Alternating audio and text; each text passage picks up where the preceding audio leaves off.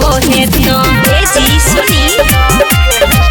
छठी मैया के कृपा जे है तो हमरा बेटे हो है तो सुनना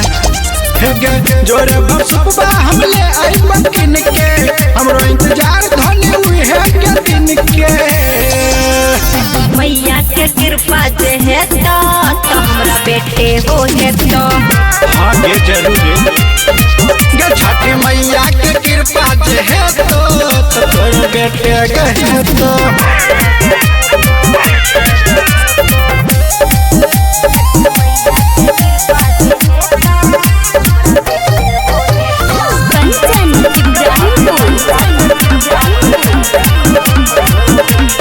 छठी मैया के बरभर हम कोसिया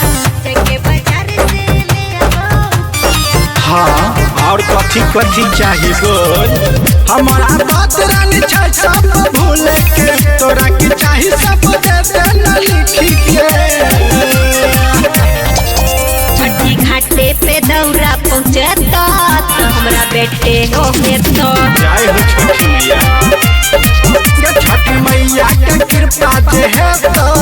तोर बेटे के है तो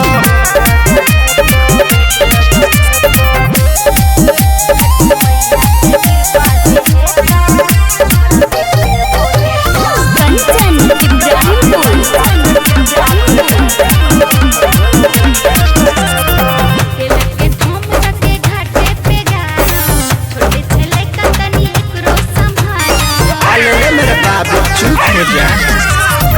राडोर कृष्णा जगदा विक्रम बाबा जल में ठार हो के खई है छठी मैया हो असरा पूरे तो